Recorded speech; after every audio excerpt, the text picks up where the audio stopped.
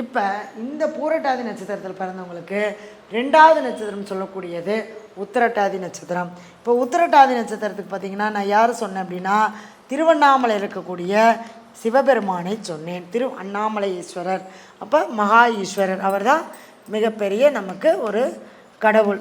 அதாவது திருவாரூரில் பிறந்தால் முக்தி, காசிக்கு போனால் முக்தி, திருவண்ணாமலை நினச்சாலே முக்தி. அப்போ இந்த பூரட்டாதி நட்சத்திரக்காரங்க உத்திரட்டாதி நட்சத்திரம் வரக்கூடிய நாட்களில் திருவண்ணாமலையில் கிரிவலம் வரணும். ஏன்னா சனி பகவான் என்பது நடை பாதம்.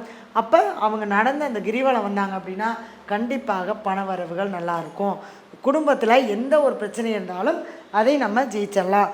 அடுத்துக்கான சிம்பிள் அப்படின்னு பார்த்திங்கன்னா இரட்டையர்களாக இருக்கக்கூடிய ஒட்டி இருக்கக்கூடிய இரட்டையர்களுடைய சிம்பிள்ஸை நீங்கள் யூஸ் பண்ணணும்.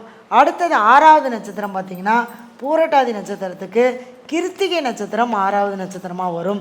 இந்த கிருத்திகை நட்சத்திரத்திற்கு உண்டான தெய்வம் யார் அப்படின்னா பழனி மலையில் இருக்கக்கூடிய முருகப்பெருமான். அவரை நீங்கள் வழிபாடு பண்ணிட்டு வரும்போது கிருத்திகை அன்னைக்கு கண்டிப்பாக நீங்கள் எந்த ஒரு காரியமாக இருந்தாலும் வெற்றி பெறலாம். சரிங்களா? அடுத்தது கத்தி வாள், கிருத்திகைக்கு கத்தி வாள். இந்த 2 சிம்பிள்ஸையும் உங்களுடைய வெற்றி பெறக்கூடிய சின்னங்களாக நீங்கள் யூஸ் பண்ணும்போது கண்டிப்பாக உங்களுக்கு அதுக்கான பலன் நிச்சயமாக 100% கிடைக்கும் பூரட்டாதி நட்சத்திரத்தில் பிறந்தவங்களுக்கு.